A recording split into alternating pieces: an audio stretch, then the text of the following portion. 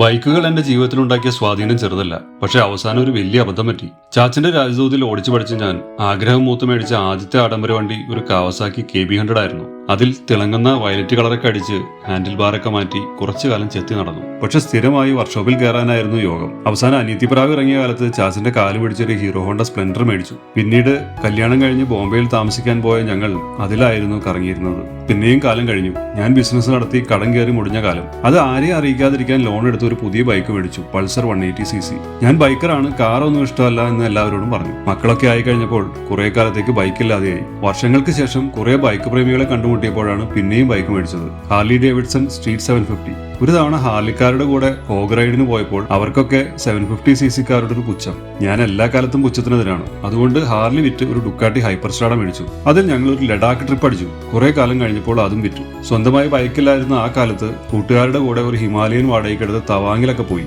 ആ യാത്രയ്ക്ക് ശേഷം ഒരു പുതിയ ബൈക്ക് മേടിക്കണമെന്ന് വല്ലാത്ത ആഗ്രഹം തോന്നി. ഒരു ലോൺ ഒപ്പിച്ച് ഒരു ട്രയംഫ് സ്ക്രാംബ്ലർ 1200 മേടിച്ചു. അത് ശരിക്കും ഒരു അടിപൊളി ബൈക്കായിരുന്നു. അതിൽ കയറി ഭൂട്ടാനിലൊക്കെ പോയി. അങ്ങനെ ഇരിക്കെ മകൻ റേസിംഗ് പരിശീലനം തുടങ്ങി. അവന്റെ ചിലവുകൾ കൂടി വന്നു. വിൽക്കാൻ വെച്ചിട്ട് ആരും മേടിക്കാനില്ലാതെ അവസാനം ബാങ്ക് ലോൺ തീർക്കാൻ പകുതി വിലക്ക് ഞാൻ ആ വണ്ടി വിറ്റു. പിന്നീട് എനിക്ക് കുറ്റബോധം തോന്നി തുടങ്ങി. ആ ബൈക്ക് പാർക്ക് ചെയ്തിരുന്നിടത്ത് ചെല്ലുമ്പോൾ ഒരുമിച്ച് പോയ ഒരുപാട് യാത്രകളുടെ ഓർമ്മകൾ തിരികെ എത്തും. ആ ബൈക്ക് തിരികെ മേടിക്കാൻ കഴിഞ്ഞ 5 വർഷമായി ഞാൻ അയാളുടെ പുറകെ നടക്കുകയാണ്. പുള്ളി തരുന്നില്ല. പ്രണയിച്ച പെണ്ണിനെ നഷ്ടപ്പെട്ട വേദനയാണ് ഉള്ളിൽ. വേറൊരു വണ്ടി മേടിക്കാൻ തോന്നുന്നുമില്ല. ഞാൻ കാത്തിരിക്കുകയാണ് അയാളുടെ മനസ്സ് മാറാൻ.